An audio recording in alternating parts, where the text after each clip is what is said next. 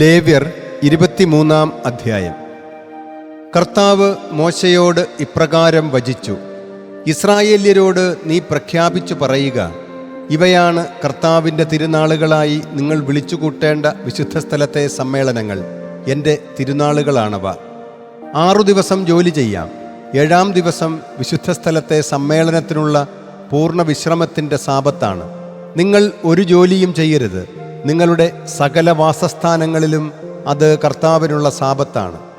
അവയുടെ നിശ്ചിത സമയങ്ങളിൽ നിങ്ങൾ വിളിച്ചുകൂട്ടേണ്ട കർത്താവിൻ്റെ സമാഗമങ്ങൾ, അതായത് വിശുദ്ധസ്ഥലത്തെ സമ്മേളനങ്ങൾ ഇവയാണ്.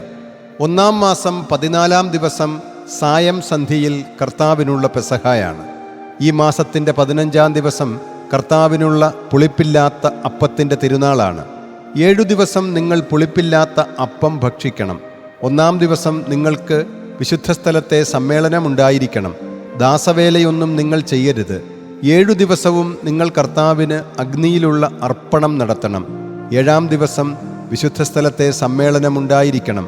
നിങ്ങൾ ദാസവേലയൊന്നും ചെയ്യരുത്. കർത്താവ് മോശയോട് ഇപ്രകാരം വചിച്ചു: ഇസ്രായേല്യരോട് നീ പ്രഖ്യാപിച്ചു പറയുക, ഞാൻ നിങ്ങൾക്ക് തരാൻ പോകുന്ന ദേശത്ത് എത്തിച്ചേർന്ന് നിങ്ങൾ അതിൻ്റെ വിളവെടുക്കുമ്പോൾ നിങ്ങളുടെ കൊയ്ത്തിൻ്റെ ആദ്യ കതിർപ്പിടി പുരോഹിതൻ്റെ പക്കൽ കൊണ്ടുവരണം. നിങ്ങളുടെ സ്വീകാര്യതയ്ക്കായി പുരോഹിതൻ കർത്താവിന് മുമ്പിൽ കതിർപ്പിടി നീരാജനം ചെയ്യണം. സാബത്തിൻ്റെ പിറ്റേ ദിവസം അവൻ അത് ഉഴിയട്ടെ. നിങ്ങൾ കതിർപ്പിടി നീരാജനം ചെയ്യുന്ന ദിവസം തന്നെ 1 വയസ്സുള്ള തികവുറ്റ ഒരു മുട്ടാടിനെ കർത്താവിന് ഹോമയാഗമായി സമർപ്പിക്കണം. അതിൻ്റെ ധാന്യയാഗമായി എണ്ണയിൽ കുഴച്ച 2 ഇസറോൻ നേരിയ മാവ് കർത്താവിന് അഗ്നിയിലുള്ള സുരഭില പരിമളാർപ്പണമായും 4-1 ഹിൻ വീഞ്ഞ് അതിൻ്റെ പാനീയയാഗമായും സമർപ്പിക്കണം. നിങ്ങളുടെ ദൈവത്തിൻ്റെ കാഴ്ചവസ്തു കൊണ്ടുവരുന്നതുവരെ, അതേ ദിവസം വരെ നിങ്ങൾ അപ്പമോ മലരോ കതിരോ ഭക്ഷിക്കരുത്. ഇത് നിങ്ങളുടെ സകല വാസസ്ഥലങ്ങളിലും നിങ്ങളുടെ തലമുറകൾക്ക് ശാശ്വത ചട്ടമാണ്. സാബത്തിൻ്റെ പിറ്റേ ദിവസം മുതൽ, അതായത് നിങ്ങൾ നീരാജനത്തിൻ്റെ കതിർപ്പിടി കൊണ്ടുവന്ന ദിവസം മുതൽ 7 പൂർണ്ണവാരങ്ങൾ ഉണ്ടാകത്തക്ക വിധം നിങ്ങൾക്കായി കണക്കാക്കണം. 7-ാമത്തെ സാബത്തിൻ്റെ പിറ്റേന്ന് വരെ 50 ദിവസം നിങ്ങൾ കണക്കാക്കണം. എന്നിട്ട് കർത്താവിന് ഒരു നവധാന്യയാഗം നിങ്ങൾ സമർപ്പിക്കണം. 2 ഇസറോൻ നേരിയ മാവ് കൊണ്ടുള്ള 2 നീരാജനയപ്പം നിങ്ങളുടെ വസതികളിൽ നിന്ന് നിങ്ങൾ കൊണ്ടുവരണം. അവ പുളിപ്പുള്ളതും ചുട്ടതുമായിരിക്കണം. കർത്താവിനുള്ള ആദ്യ ഫലാർപ്പണമാണിത്. അപ്പത്തിന് പുറമെ 1 വയസ്സുള്ള തികവുറ്റ 7 ആൺ ചെമ്മരിയാട്ടിൻ കുട്ടികളെയും കാലിക്കിടാവായ ഒരു മൂരിയെയും 2 മുട്ടാടുകളെയും നിങ്ങൾ സമർപ്പിക്കണം. അവ കർത്താവിനുള്ള ഹോമയാഗവും കർത്താവിന് പ്രസാദകരമായ ധാന്യയാഗവും പാനീയാർപ്പണവും ചേർന്ന അഗ്നിയിലുള്ള പരിമളാർപ്പണവുമായിരിക്കും. കൂടാതെ പാപമുക്തിയാഗത്തിന് 1 കോലാട്ടിൻ മുട്ടനെയും സമാധാന ബലിക്ക് 1 വയസ്സുള്ള 2 ആൺ ചെമ്മരിയാട്ടിൻ കുട്ടികളെയും നിങ്ങൾ അർപ്പിക്കണം. പുരോഹിതൻ അവയെ ആദ്യ ഫലാർപ്പണമായ അപ്പത്തോടും 2 ആൺ ചെമ്മരിയാട്ടിൻ കുട്ടികളോടുമൊപ്പം നീരാജനമായി കർത്തൃസന്നിധിയിൽ ഉഴിയണം. കർത്താവിനുള്ള വിശുദ്ധ വസ്തുവായ അവ പുരോഹിതനുള്ളതാണ്. അതേ ദിവസം നിങ്ങൾക്ക് വിശുദ്ധ സമ്മേളനമാണെന്ന് നിങ്ങൾ പ്രഖ്യാപിക്കണം. ദാസവേലയൊന്നും നിങ്ങൾ ചെയ്യരുത്. സകല വാസസ്ഥാനങ്ങളിലും നിങ്ങളുടെ തലമുറകൾക്കുള്ള ശാശ്വത ചട്ടമാണിത്. നിങ്ങളുടെ നാടിൻ്റെ വിള നിങ്ങൾ കൊയ്യുമ്പോൾ നിന്റെ വിളവെടുപ്പിൽ വയലിൻ്റെ അരിക് നീ കൊയ്തു തീർക്കരുത്. നിന്റെ വിളയുടെ കാലാ പെറുക്കരുത്. അവ പാവപ്പെട്ടവനും പ്രവാസിക്കുമായി വിടണം. ഞാനാണ് നിങ്ങളുടെ ദൈവമായ കർത്താവ്.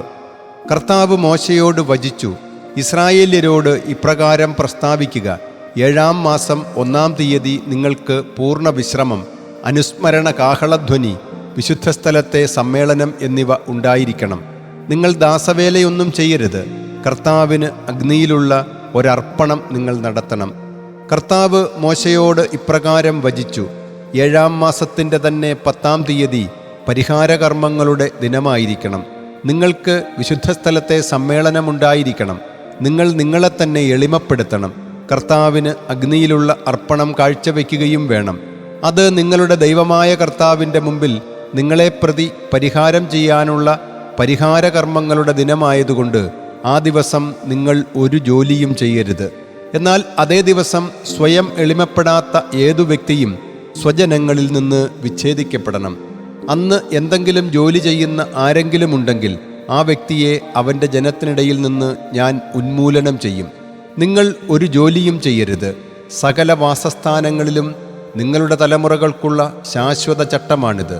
അത് നിങ്ങൾക്ക് പൂർണ്ണ വിശ്രമത്തിൻ്റെ സാബത്തായിരിക്കണം. നിങ്ങൾ നിങ്ങളെ തന്നെ എളിമപ്പെടുത്തണം. മാസത്തിൻ്റെ 9-ാം തീയതി സായാഹ്നത്തിൽ സായാഹ്നം മുതൽ സായാഹ്നം വരെ നിങ്ങൾ സാബത്ത് ആചരിക്കണം. കർത്താവ് മോശയോട് വചിച്ചു, ഇസ്രായേല്യരോട് ഇപ്രകാരം പ്രസ്താവിക്കുക: 7-ാം മാസം തന്നെ 15 തുടങ്ങി 7 ദിവസത്തേക്ക് കർത്താവിൻ്റെ കൂടാരത്തിരുന്നാളാണ്. ആദ്യ ദിവസം വിശുദ്ധസ്ഥലത്തെ സമ്മേളനമുണ്ടായിരിക്കണം.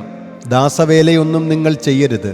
7 ദിവസം നിങ്ങൾ കർത്താവിന് അഗ്നിയിലുള്ള അർപ്പണം നേദിക്കണം. 8-ാം ദിവസം നിങ്ങൾക്ക് വിശുദ്ധസ്ഥലത്തെ സമ്മേളനമുണ്ടായിരിക്കണം. കർത്താവിന് അഗ്നിയിലുള്ള അർപ്പണം നേദിക്കുകയും വേണം. അത് ഒരു വിശേഷ യോഗമാണ്. ദാസവേലയൊന്നും നിങ്ങൾ ചെയ്യരുത്. കർത്താവിന് അഗ്നിയിലുള്ള അർപ്പണമായി ഹോമയാഗം, ധാന്യയാഗം, ബലി, പാനീയാർപ്പണം എന്നിവ പ്രതിദിന കർമ്മങ്ങളായി സമർപ്പിക്കാനുള്ള വിശുദ്ധ സമ്മേളനങ്ങളായി നിങ്ങൾ വിളിച്ചുകൂട്ടേണ്ട കർത്താവിൻ്റെ സമാഗമങ്ങൾ ഇവയാണ്. ഇവയ്ക്ക് പുറമെയാണ് കർത്താവിൻ്റെ സാബത്തുകളും നിങ്ങൾ കർത്താവിന് നൽകുന്ന സകല വഴിപാടുകളും എല്ലാ നേർച്ചകളും സ്വാഭീഷ്ട കാഴ്ചകളും. മാത്രമല്ല 7-ാം മാസം 15-ാം ദിവസം ഭൂമിയിലെ വിള ശേഖരിക്കുമ്പോൾ 7 ദിവസം നിങ്ങൾ കർത്താവിൻ്റെ തിരുനാൾ കൊണ്ടാടണം. ആദ്യ ദിവസം പാവന വിശ്രമം, 8-ാം ദിവസവും പാവന വിശ്രമം. 1-ാം ദിവസം ശ്രേഷ്ഠവൃക്ഷത്തിൻ്റെ ഫലം, ഈന്തപ്പന കൈകൾ എന്നിവയും ഇലതൂർന്ന വൃക്ഷച്ചില്ലയും ആറ്റരളിയും എടുത്ത് നിങ്ങളുടെ ദൈവമായ കർത്താവിൻ്റെ സന്നിധിയിൽ 7 ദിവസം ആമോദിക്കണം. വർഷത്തിൽ 7 ദിവസം നിങ്ങൾ അത് കർത്താവിൻ്റെ തിരുനാളായി കൊണ്ടാടണം. നിങ്ങളുടെ തലമുറകൾക്ക് ശാശ്വത ചട്ടമായി 7-ാം മാസത്തിൽ അത് നിങ്ങൾ കൊണ്ടാടണം. 7 ദിവസത്തേക്ക് നിങ്ങൾ കൂടാരങ്ങളിൽ വസിക്കണം. ഇസ്രായേലിലെ ദേശവാസികളെല്ലാം കൂടാരങ്ങളിൽ വസിക്കണം. ഞാൻ ഇസ്രായേല്യരെ ഈജിപ്ത് ദേശത്ത് നിന്ന് പുറത്തു കൊണ്ടുവന്നപ്പോൾ അവരെ ഞാൻ പാർപ്പിച്ചത് കൂടാരങ്ങളിലായിരുന്നെന്ന് നിങ്ങളുടെ തലമുറകൾ അറിയാൻ വേണ്ടിയാണിത്. ഞാനാണ് നിങ്ങളുടെ ദൈവമായ കർത്താവ്. തുടർന്ന് മോശ ഇസ്രായേല്യരോട് കർത്താവിൻ്റെ സമാഗമങ്ങൾ പ്രഖ്യാപിച്ചു.